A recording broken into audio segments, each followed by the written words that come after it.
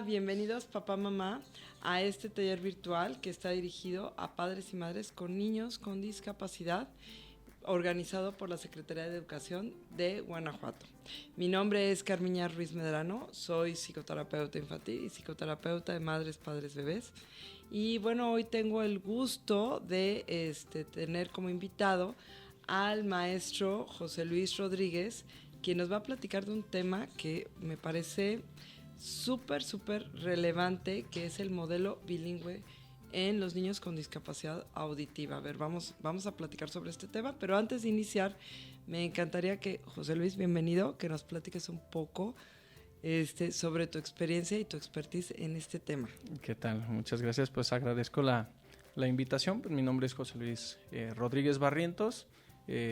Principalmente, pues yo soy docente, especialista en lo que es la licenciatura en educación especial en el área motriz. Tengo poco de haberme graduado, tengo 6 años en relación a lo que es mi profesión, pero en experiencia en contacto con la comunidad de sordos tengo 8 años. Y seguimos vigentes en cuanto al contacto con la comunidad y aprendiendo lo que es la lengua de señas, que es un poco de lo que les voy a platicar más adelante. Pues perfecto, pues muchas gracias. Y bueno, y entrando en tema, a ver, pues ya ves que estoy tratando yo de entender esto del modelo bilingüe. A ver, ¿a qué se refiere? Sí, el modelo bilingüe bicultural, bueno, principalmente se clasifica, o como el nombre lo dice, bilingüe, pues es aquella persona que de alguna manera tiene una competencia lingüística en lo que son 2 idiomas. Y lo que trata lo que es la cuestión bicultural, pues efectivamente es esto en donde se mueve la persona y aprende las 2 culturas independientemente del idioma que pueda hacer. Eso es lo que es el modelo bilingüe bicultural.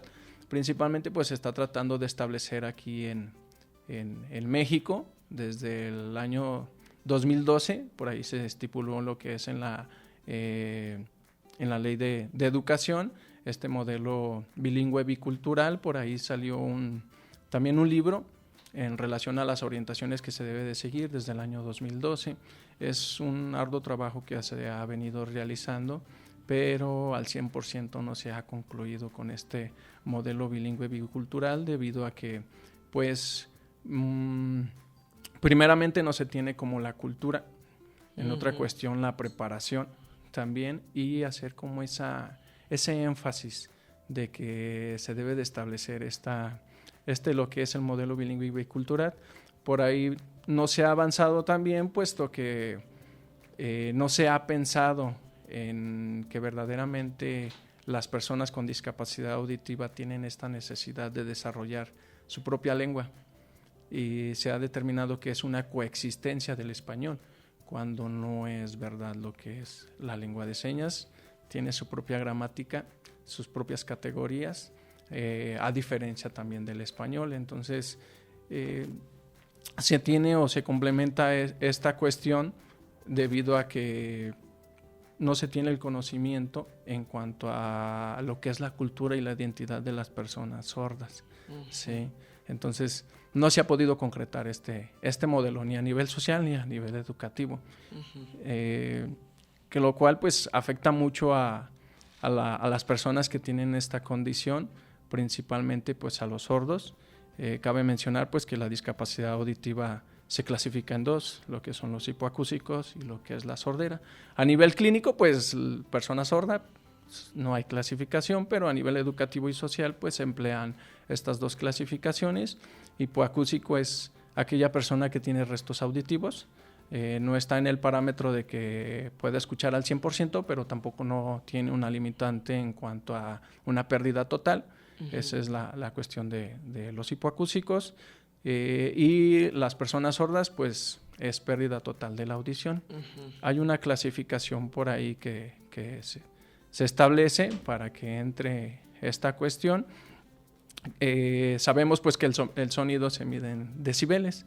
Entonces lo que son los anacúsicos, que son los sordos, presentan un nivel de decibeles de 90 hacia arriba.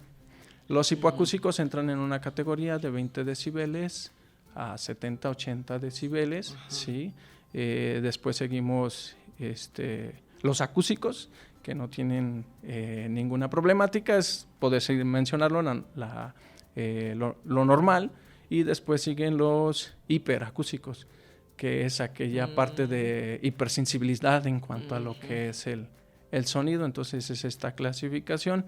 Y pues por mucho de desinformación, mucho conocimiento, pues no se puede desarrollar este modelo bilingüe bicultural.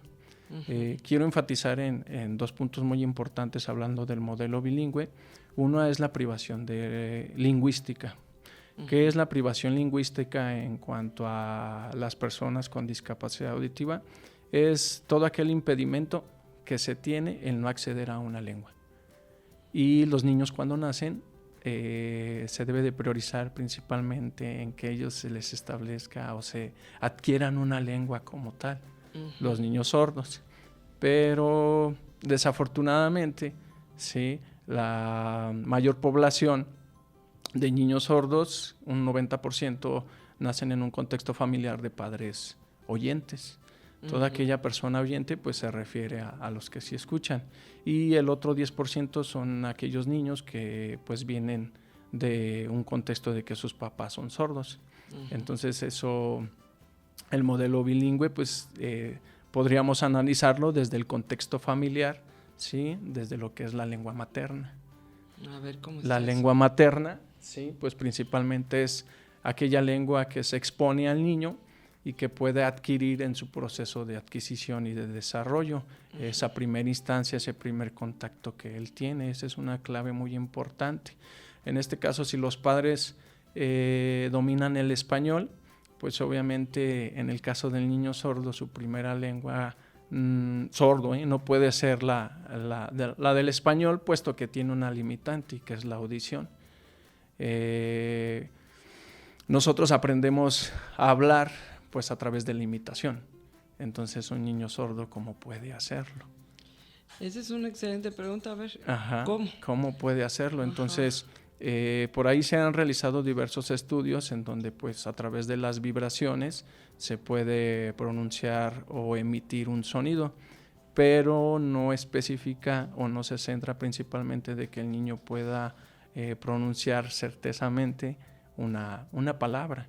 Entonces ahí entra como la complicación de este rubro, que debemos de analizar primeramente la audición del niño. En este caso pues priorizar que se le haga un examen, una audiometría con el especialista. 2, cuál es su lengua materna. Si en este caso pues son niños sordos con un contexto de padres sordos, pues no habría tanta complejidad en ese momento de exponerlo al lenguaje, debido a que ya tiene un modelo. Pero en el caso de aquellos niños que sus papás son oyentes, sí se debe de hacer un arduo trabajo y un acompañamiento con diferentes especialistas. Sí. A ver, esto me pareció, esto me pareció muy relevante. Tú mencionas que la primera lengua, en la lengua materna, si el niño es sordo, pero papá y mamá no son sordos, entonces tendrían que hacer todo un proceso, porque tendrían que enseñarles una lengua. Y como dices, es una lengua que tiene sus propias reglas, o sea, no es solamente de señas, porque además, como le enseñas señas a un bebé, ¿no?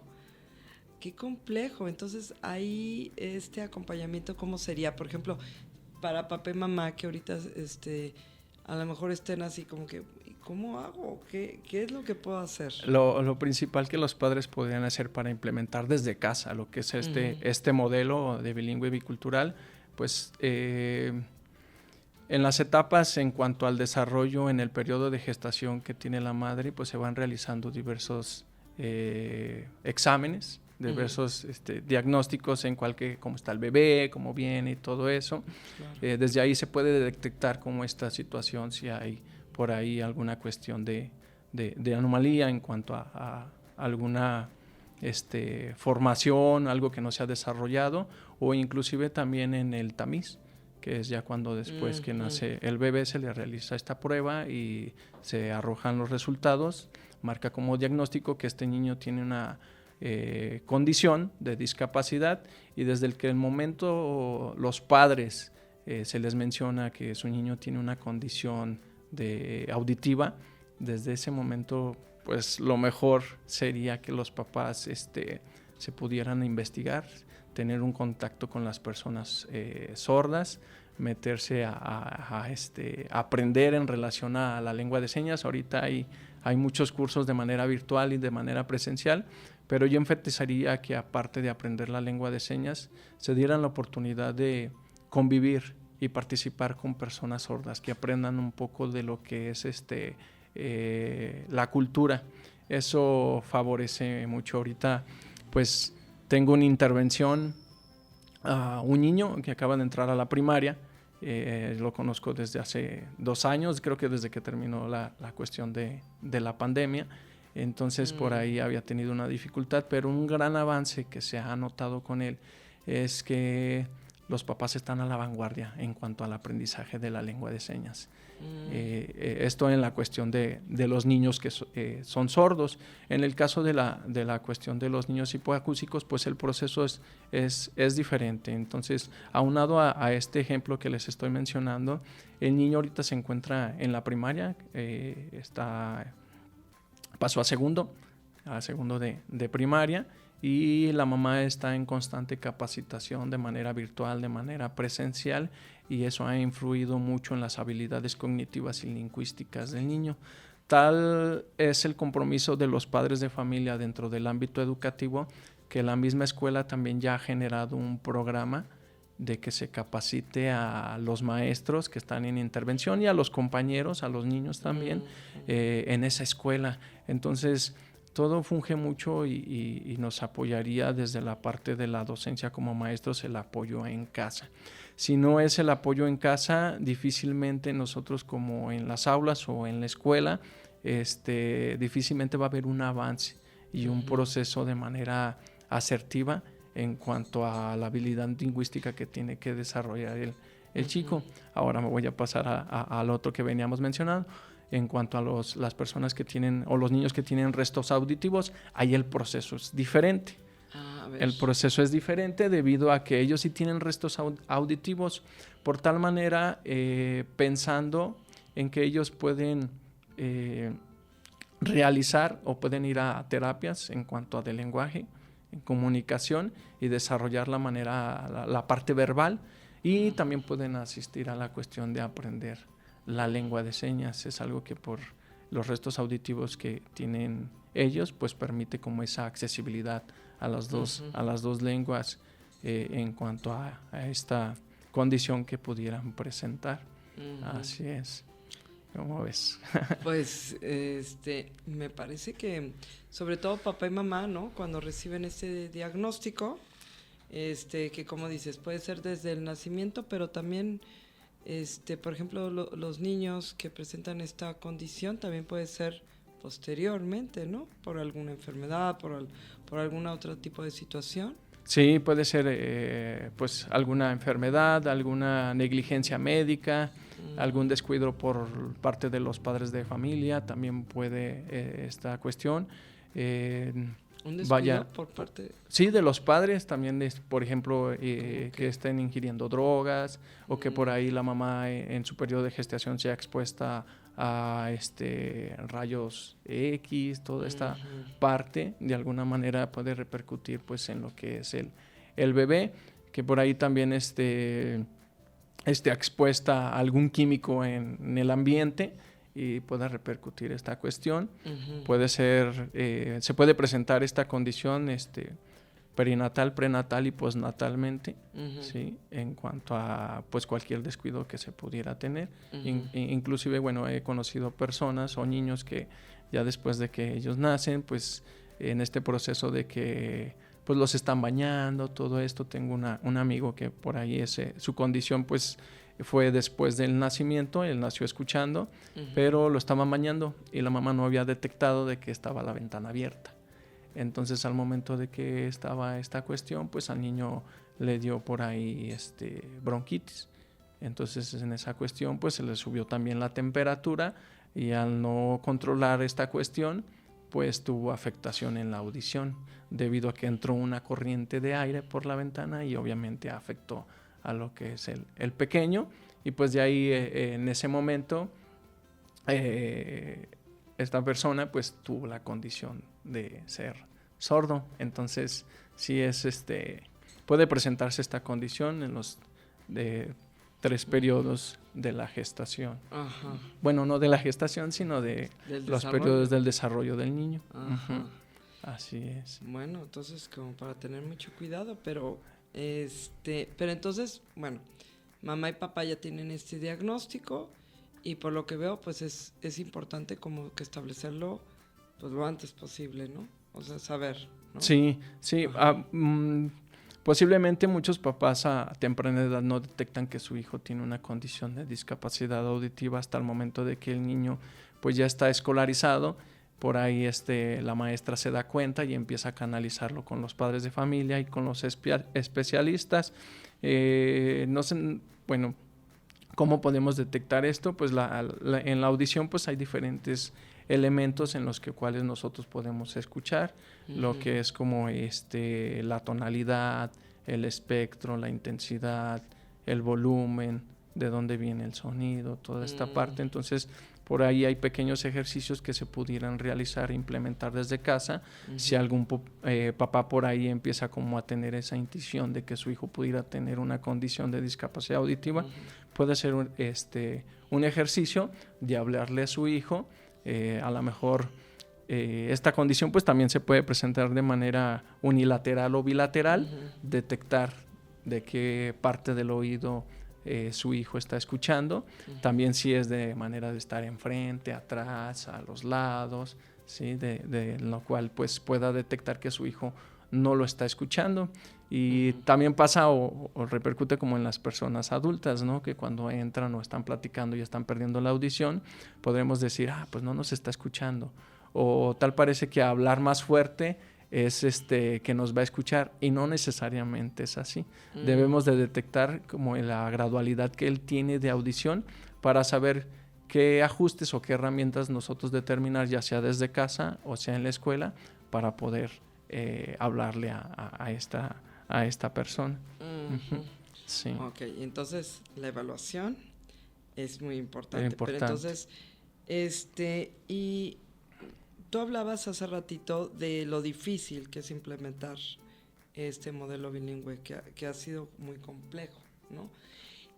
Para que papá y mamá sepan así como cuáles serían los agentes o cómo podría cooperar, pues, o para ir observando, por lo menos ir levantando la mano, oigan, vamos a hablar sobre el modelo bilingüe. ¿Cómo o qué agentes o cómo se pudieran acercar, pues, para que se pueda ir viendo, observando e instalando este modelo, ¿no? Así es. Principalmente, bueno, los agentes pueden ser los propios padres de familia. Aquí todo depende de pues ese compromiso que se deba de tener en relación a esta condición y aprender lo que es la lengua de señas. E inclusive pues se puede fungir como un modelo lingüístico para ellos. Eso es importante, que se funja como un modelo lingüístico en relación a este pequeño. Unos pueden ser los padres de familia, otros pueden ser la comunidad de sordos adultos, especialistas en comunicación y conocimiento de la lengua de señas, y también por ahí intérpretes también pueden ser como actores importantes que puedan abonar al desarrollo o adquisición de lo que es la lengua de señas. Cabe resaltar que es importante mencionar que la lengua de señas es un idioma. Y muchas personas como que no han tenido como esa conciencia de mencionar de que la lengua de señas es un idioma, no coexiste ni de ninguna otra, no coexiste del español, aunque podríamos decir ahorita lengua de señas mexicana, se establece de que esa lengua es propia de aquí, pero no quiere decir que es del castellano o del español latino que nosotros dominamos, no coexiste, no es parte de. Entonces, eso es lo principal también que nosotros debemos determinar y hacer énfasis de que la lengua de señas es un idioma, no forma parte de lo que es el español. Esa es otra parte. Entonces, al ser así, pues determina irlo aprendiendo y conocer un poco de la cultura. Entonces, exponer al niño en cuanto al idioma determina que tenga todos estos factores o estos actores, ¿sí?, en su proceso de adquisición. Es lo que va a lograr tener o alcanzar un modelo bilingüe, posteriormente de que tenga ya una escolarización y esté en contacto con un modelo lingüístico. Y ese modelo lingüístico debe de ser competente. A ver, para que lo entienda mejor. Es un idioma. Sí. Entonces es como aprender, mi niño quiero que aprenda francés, que aprenda inglés, es lo mismo. Es correcto. O sea, es un idioma. No es que sea el idioma, la lengua de señas español, lengua de señas en inglés. No. Es un idioma. Es un idioma. Cada uno de los países tiene su idioma, o sea, tiene su propia lengua de señas. En Estados Unidos, pues existe la lengua de señas americana. En Brasil, pues la lengua de señas brasileña. Cada uno de los países tiene su propia lengua de señas mexicana. Por ahí, o sea, no es universal. No es universal. Okay. No es universal. Sin embargo, a nivel social, pues hay algunas señas que nosotros manejamos que se le determinan señas convencionales que todo el mundo conoce. Por ejemplo, conocemos qué es esta seña. ¿Cuál? A ver, ¿cuál es esta? Like o bien, ¿no? Ajá. Conocemos esta seña. Ajá. Tomar, ¿no? Conocemos esta seña. Adiós, ¿sí? Hola. Ajá. Son señas convencionales que tanto las personas sordas como las personas oyentes manejan y no necesariamente forman parte de la lengua de señas, ¿sí? Entonces esa es una parte. Ahora, abonando un poco más en relación a los padres de familia, algo muy importante que se tiene que hacer desde casa es establecer comunicación con el niño. Eso es lo principal. En algunos contextos surge, no conociendo la lengua de señas, que se empiezan a crear señas desde casa. Por ejemplo, tú como mamá empiezas a crear una seña con tu niño para referirse a que pues tiene una necesidad, en este caso comer, ir al baño, ¿sí? O para referirse a algún objeto, no solamente con señalarlo, sino se implementa una seña. Entonces voy a hacer como una pequeña comparación en cuanto a lo que es un niño oyente y un niño sordo.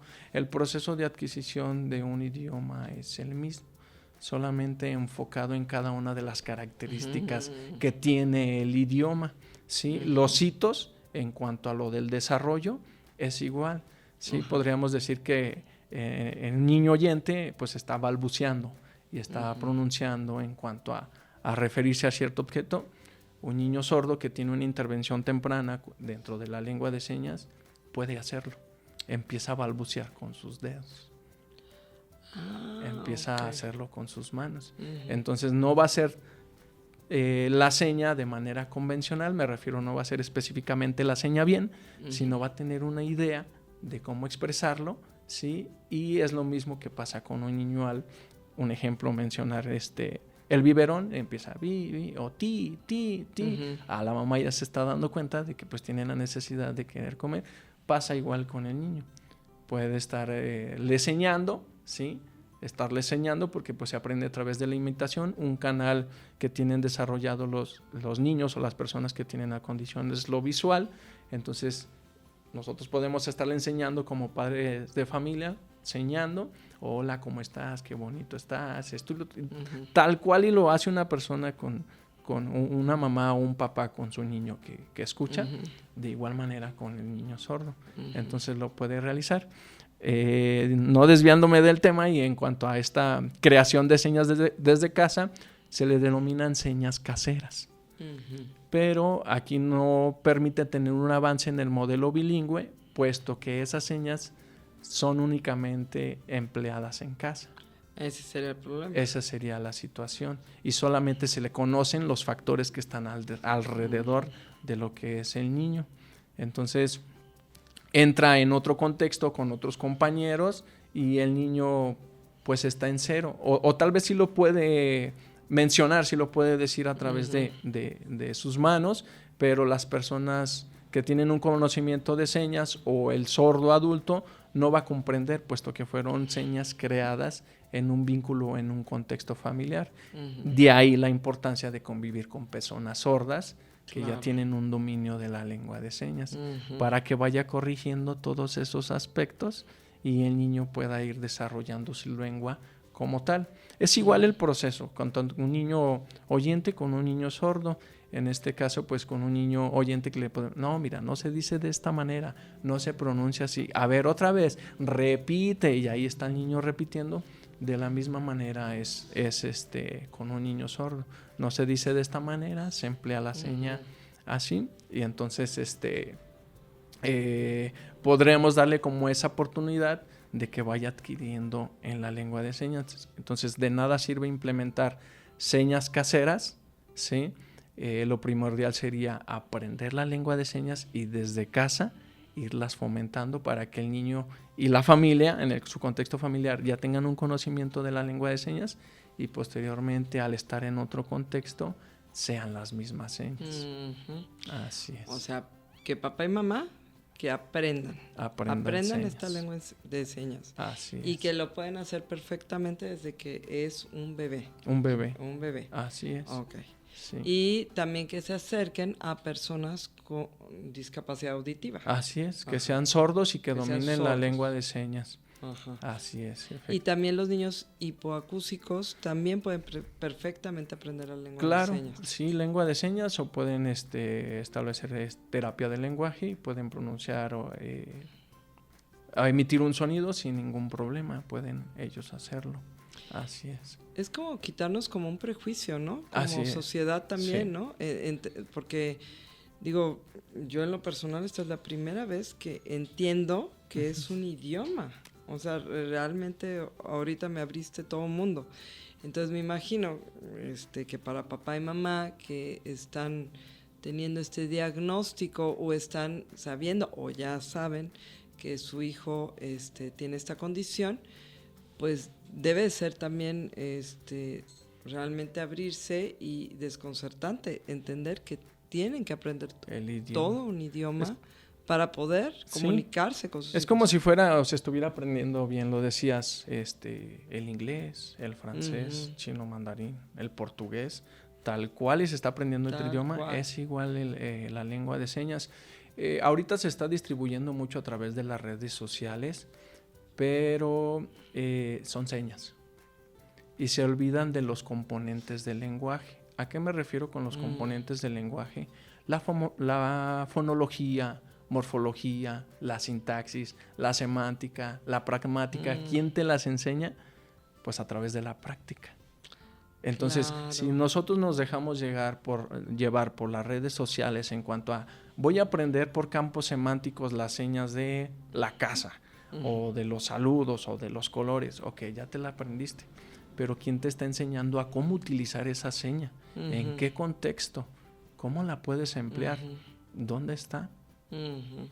Es lo mismo. Entonces, por eso estoy enfatizando en conocer la cultura y tener ese acercamiento con las personas sordas para que vayan ahí corrigiendo, para que vayan de alguna manera puliendo esta parte de lo que es la lengua de señas, tanto en el niño como en los padres de familia. Entonces, si bien podemos aprender señas a través de las redes sociales, está muy bien y está perfecto. Sí. Ahora quiero enfatizar, aquí en México, pues nosotros hablamos lo que es el español, pero hay regionalismos y hay variantes dialécticas. Exacto. Lo mismo pasa con la lengua de señas.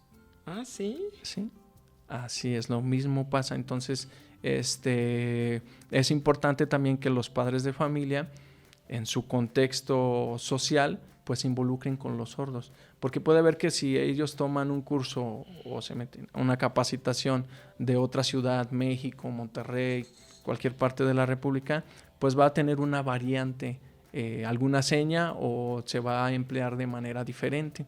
Entonces es importante que los papás tengan ese acercamiento con sordos originarios de donde ellos son.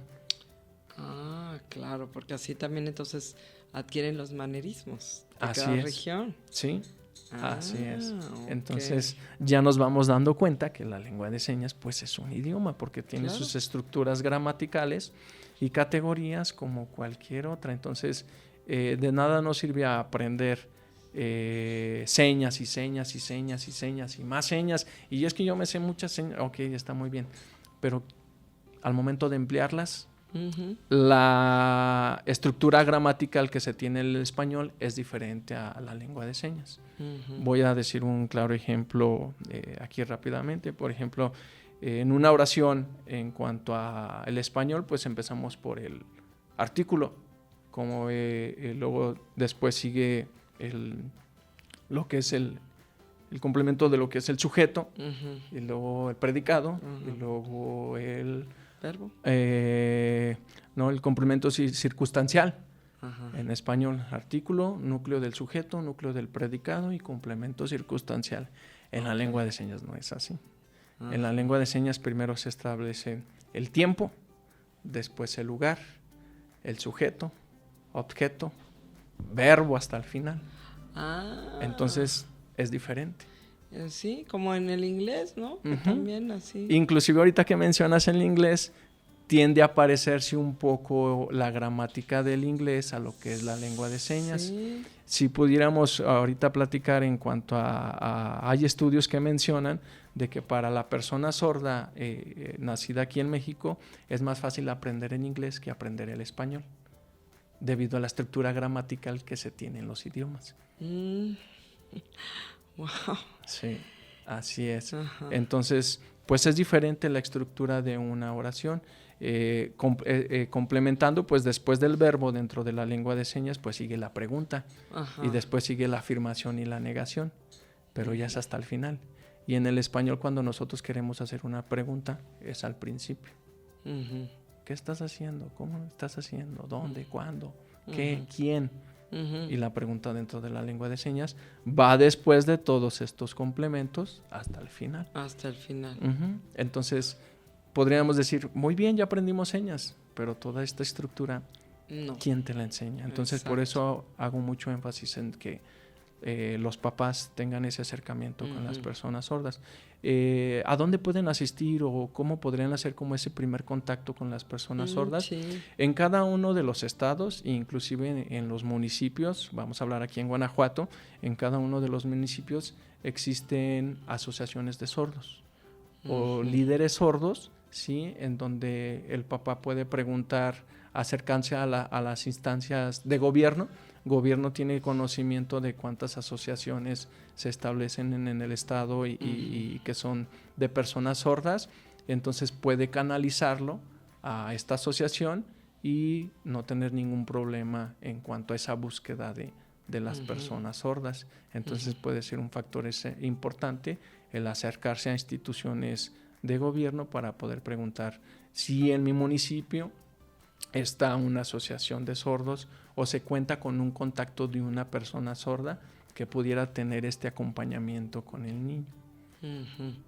A ver, ¿y qué otras cosas le sugerirías a papá y a mamá? A ver, que se acerquen a estas instancias de personas sordas. Sí. ¿Qué más le sugerirías a papá y a mamá? Le sugeriría, bueno, también que empiecen a trabajar o a crear redes de apoyo, ¿sí? Con todos los actores en los cuales pues pueda intervenir el niño. Por ejemplo, desde casa, implementar unas cuestiones de organización y querer aprender. Si bien los papás ya están aprendiendo, pues distribuirlo a los hermanos, distribuirlo a los tíos, distribuirlo a los familiares, donde el niño tenga ese contacto con alguna persona.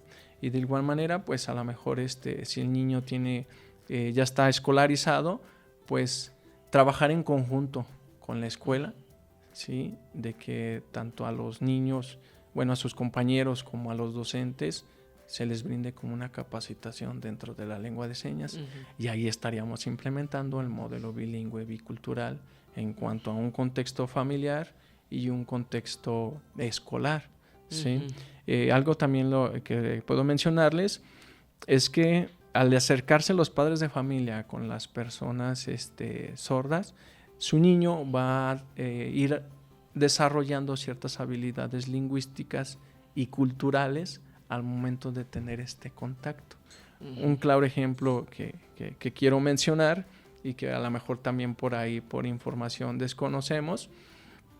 Para nosotros, las personas, pues tenemos una parte de identidad y nosotros, tenemos un nombre en donde a nosotros pues nos caracteriza y formamos parte, ¿no? Por ejemplo, José Luis, ¿quién es? Pues yo me dirijo hacia mi nombre y soy yo, pero un niño sordo que no escucha, Sí. ¿cómo le hace?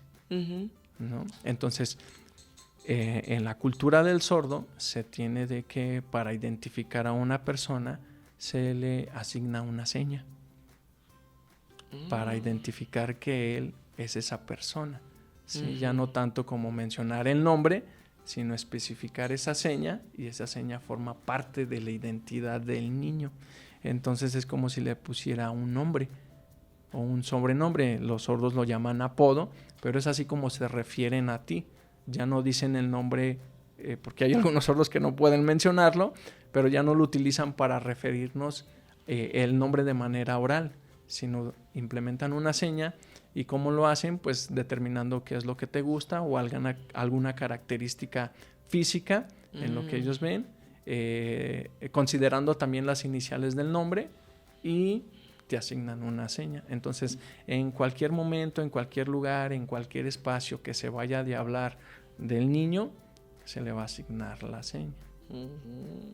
Entonces, ya es conocido él en su seña, tanto de manera en su contexto familiar como en su contexto con la comunidad, y para identificarlo ya se refieren a esa seña. Entonces caemos muchos en la mentalidad de que pues ¿cómo le digo? Se llama Juanito, Juan, sí, pero ¿cómo? Juanito, pues le voy a gritar, pero pues si no te escucha, ¿cómo le voy a hacer? ¿No? O para referirme a él, que él sepa que estamos hablando de él, ¿cómo le vamos a hacer? Pues le otorgo una seña, ¿no? Y es lo que hacen las personas sordas. Entonces ya entre ellos mismos ya se conocen, si bien por el nombre, pero asignándoles la seña. Eso lo pueden hacer.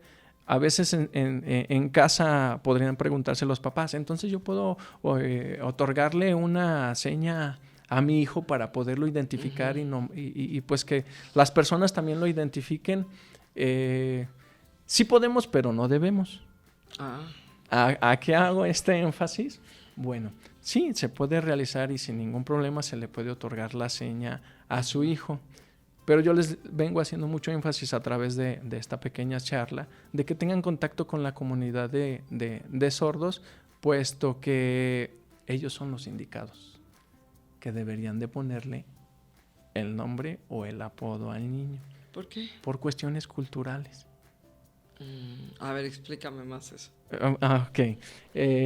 Desconocemos mucha parte de la cuestión de la cultura del sordo. Entonces, eso de poner el apodo, sí pueden, sí, pero qué genial sería que un mismo sordo, sí, le pusiera la seña a otro sordo, sí. Entonces, hay cuestiones de que dentro de la comunidad se menciona, ¿quién te puso la seña? No, pues la maestra, o no, pues mi tío. ¿Tu tío es sordo? No. Tienden ellos como se resienten. ¿Sí? Son muy propios de su lengua. Son muy propios de su lengua, ¿sí? Entonces eso hace de que por ahí lleguen a tener un malestar y un enojo, porque dicen, pues es que eso es perteneciente a mi cultura, ¿sí? Te estás metiendo con unas cuestiones que me identifican. Por eso ellos mismos respaldan mucho también la lengua de señas. Ellos defienden mucho la lengua de señas porque pues es parte de su identidad. Y muchas personas lo desconocemos, ¿sí? Entonces, para terminar aportación de la seña, sí, como padre de familia, sí puedes ponerle una seña, pero yo te estoy pidiendo que te acerques a la comunidad, porque qué mejor sería que si tu niño va a tener un contacto con la comunidad de sordos, sea un propio sordo que le asigne esa seña, ¿sí? Porque, bueno, también hay unas cuestiones culturales que, pues pueden ser de beneficio o no muy gratas dentro de la comunidad de sordos. Entonces, pues protegen mucho su identidad. Sí, es como si nosotros estuviéramos hablando de una comunidad indígena y nosotros queremos llegar como a imponer una costumbre o una tradición propia, pues te van a decir en la comunidad, muchas gracias, mira, si no quieres salir afectado, pues camina, ¿sí? Es lo mismo con los sordos, ¿sí? Pero a veces se nos dificulta porque es una condición no visible. Entonces, por ahí pues nosotros ese desconocimiento pues no lo sabemos y se nos hace fácil. Entonces es importante que se tenga ese acompañamiento y ese acercamiento. Es una cuestión de aprender la lengua de señas. De igual manera, otro factor importante, por ejemplo, aunado a lo que estoy mencionando, ellos se molestan mucho cuando se les nombra o se les refiere a ellos como sordomudos. Pero ¿cómo van a identificar que les estamos diciendo sordomudos si no escuchan? Porque al momento de que se pudiera estar platicando, una persona está interpretando y le está interpretando lo que tú estás diciendo. Entonces te voltea y te va a decir, está incorrecto lo que estás diciendo. Para referirte a mí, no es sordomudo. ¿Por qué? Porque no puedo hablar debido a que tengo una afectación en mi oído, pero mi aparato fonoarticulador no dice que no puede emitir un sonido. Exacto. ¿Sí? Ellos dicen, mi afectación está acá, no está aquí. ¿Sí? Entonces, dirígete hacia mí como sordo. Soy sordo.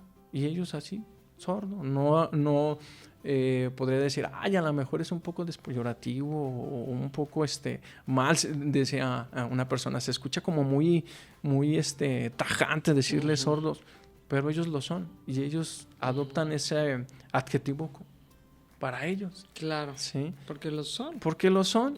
Sí, entonces dime sordo, no me digas sordomudo, dime sordo.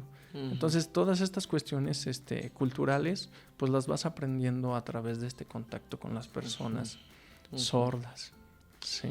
Entonces la familia con hijos sordos pudieran acercarse a la comunidad de sordos, que realmente como que se empapen entonces en la cultura.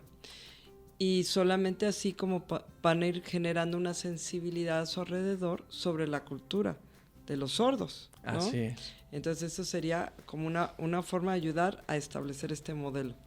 Y en la escuela, ¿tú qué sugerirías en las escuelas, sobre todo en estas escuelas que no tengan esta educación, que no sean escuelas de educación especial? ¿Tú qué recomendarías para poder ir sensibilizándose e implementando este modelo? Bueno, en la parte educativa y a nivel social, las personas principalmente sordas, algunas barreras que ellos se enfrentan, pues primeramente pueden ser organizativas. Dentro de la escuela, que no se tenga un plan de trabajo que involucre a la enseñanza de la lengua de señas. ¿Sí? Si un niño sordo entra a mi escuela, desde el primer momento que pisa o que ya se está recibiendo en la inscripción y que nos damos cuenta que tiene esta condición, a ver, agentes educativos, vamos a director, maestros, ¿qué vamos a hacer con este pequeño? Vamos a implementar una estrategia en donde pues se siga el acompañamiento de este niño dentro de la lengua de señas, pero también a nosotros como docentes y a sus compañeros. Entonces la principal barrera que ellos se enfrentan es la comunicación. Entonces tanto en casa como en la escuela, estos chicos tienden a aislarse. Y no aislarse por el hecho de que ellos quieran, sino ¿quién me explica lo que están platicando? Exacto. ¿Quién va a hablar conmigo? Sí, ¿no? ¿Cómo voy a poder entender? Sí, ellos se sienten mucho y se empiezan a aislar por esta parte. Estamos platicando papá y mamá y el niño se nos queda viendo, pero no hay una explicación de lo que nosotros estamos platicando.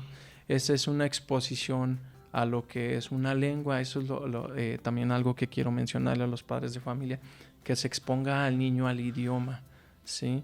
Así como tú le puedes explicar al niño de que no se suba a este banquillo y que se baje. Oye, bájate, te vas a caer. Mira, puede pasar esto, te puedes caer, te puedes fracturar, te puedes golpear, va a pasar o tiene esta consecuencia.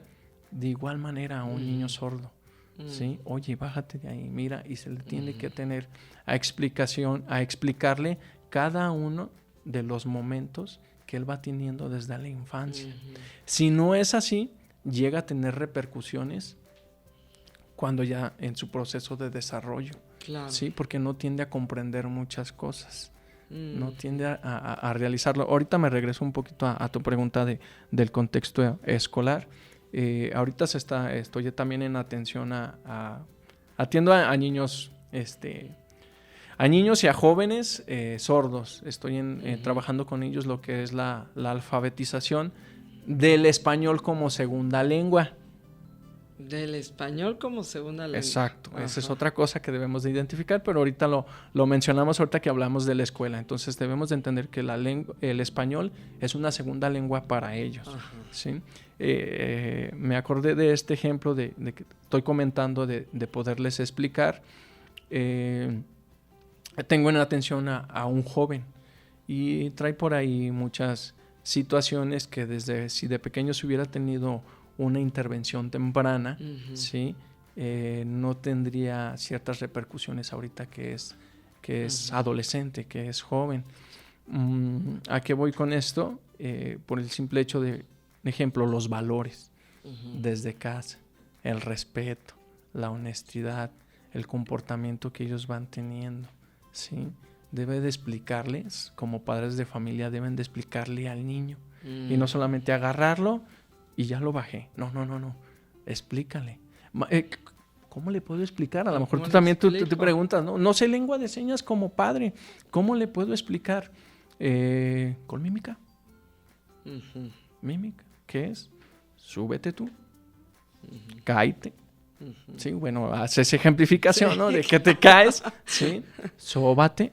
Sí. Y puedes enseñarle ahorita con la tecnología imágenes de un raspón. A lo mejor un chichón. Sí, y mira, esto te puede suceder. El niño ya va conceptualizando porque él te observó y él está observando la imagen, las repercusiones que pueden tener esta acción. Claro.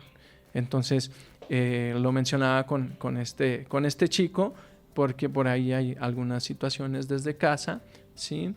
De que a lo mejor toma objetos de su hermana, anda por ahí tomando artículos de su mamá, no tiene como esa cuestión de tocar para entrar a las habitaciones, o sea, cosa que a lo mejor para nosotros podríamos decir, pues es una cosa, pues no tan dimensional, insignificante, que nosotros a través de la cotidianidad pues vamos dejando pasar, para ellos no.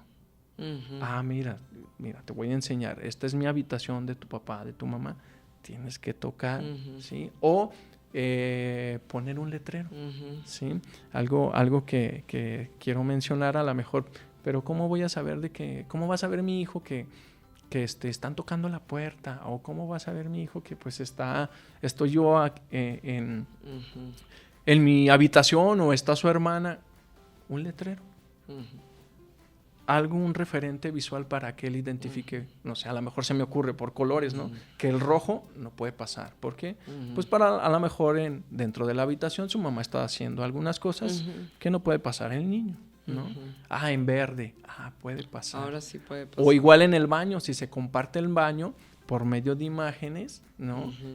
Mostrarle al niño. Un ejemplo, a lo mejor no tiene una puerta, pero se tiene una cortina. Enseñarle al niño que cuando la cortina esté cerrada o esté completa, no debe de acceder. Pero cuando ya la cortina no esté extendida, puede pasar. Él va conceptualizando todo eso, ¿sí? Y de alguna manera va formando parte de su desarrollo. ¿Sí? Entonces, quiero mencionar un ejemplo de este joven que me ha tocado intervenir con él. Ahorita con la etapa de la adolescencia, pues anda como en esa cuestión de querer tener una relación, de querer tener una novia, ¿sí? Claro. Entonces, una situación que ha pasado es que luego le menciona a la chica que pues que si quiere ser su novia. Entonces, pues la chica le dice, no No, porque apenas llevamos ciertas semanas o una semana de conocernos. Y nos podríamos preguntar, pues sí es cierto, o sea, apenas llevan una semana, pero no nos ponemos a pensar en él. ¿Quién le explica que para esta etapa del enamoramiento o llevar una relación incluye un proceso? Claro. Entonces por ahí me ha tocado intervenir y mencionarle a este chico de que, a ver, espera, tranquilo, implica un proceso. No puedes decir y llegarle a la chica tajantemente de que si quiere andar contigo, Claro. se tienen que conocer, tiene que haber gustos, todo lo que implica el conllevar una relación, le tenemos que explicar a él. Claro. Y mencionabas tú al inicio, caemos o tendemos a emplear juicios o etiquetaciones. Entonces, mencionaba yo al inicio, si hay una privación lingüística en el chico, desde pequeño, todo esto puede llegar a afectar. ¿Sí? No solamente en las partes cognitivas, sino en la parte emocional, en la parte cognitiva, ¿sí? En la parte social, tiende a afectar esta situación. ¿Por qué? Porque desde pequeño, ¿sí? se le privó de un idioma. Bien sabemos que la etapa de desarrollo de adquisición de un idioma pues va desde los 0 a los 4 o 7 años según el desarrollo que se vaya teniendo. Imagínate que llegue un niño, ahora sí vamos a adentrarnos a la escuela, un niño, ¿sí? a preescolar sin una lengua establecida. Hay niños, inclusive llegan a primaria y llegan a secundaria. Y también llegan a faltantes si es que logran acceder a un nivel medio superior, en este caso la prepa. Hay faltantes en cuanto a esto. ¿Por qué? Porque desde ese periodo crítico, desde los 0 a los 7 años, no hubo una intervención temprana con este pequeño. No hubo alguien que le explicara, quien estuviera ahí corrigiendo, quien estuviera en ese acompañamiento. Llegan a preescolar, llegan a primaria, llegan a secundaria y sin una lengua. Y sin esa adquisición. Exacto. Sin esa adquisición. Idioma. Entonces, voy a hacerte una pregunta. Imagínate de todo lo que se pierde desde los 0 a los 7 años. Bueno, muchísimo. Tanto es así que ahorita con toda esta explicación me estoy dando cuenta de todo lo que me he perdido. Y que cómo a mí me estás abriendo todo un panorama y que qué bueno que precisamente papá y mamá al escucharte estén dándose cuenta, uno, que hay un idioma, y que es importante como que hacer este contacto, sobre todo con la cultura de los sordos, así ¿no? Es. Y que eso pues que nos abra, ahora sí que nos abra los oídos, ¿no? Para establecer un modelo bilingüe bicultural. Bicultural. Entonces, se llega a la escuela, ya está el chico ahí, ¿sí? Ya está el chico ahí, entonces lo primero que piensa la maestra al no tener una información o no tener un conocimiento es, voy a enseñarle español. Ok, sí, pero ¿cómo le vas a enseñar español? Sí. ¿Igual al de los otros chicos? No. Entonces, debe de aprender la maestra también lo que es la lengua de señas, ¿sí? Claro. Para empezar, lo que es el modelo bilingüe y no enseñarle el español como a sus compañeros. Bueno, hay muchísimo que hacer, mucho trabajo que hacer. Y bueno, pues José Luis, pues de veras me encanta todo lo que nos has hablado y que bueno, pues de veras que a mí, te vuelvo a repetir, me abriste todo un mundo. Entonces, qué bueno que has estado aquí y estoy segura que a los papás y a las mamás esto les va a servir muchísimo. Y recordar sobre todo, todos en general, que es un idioma. Es un idioma. Exacto. Y es el primer idioma para los niños sordos. Sí. Ok, perfecto.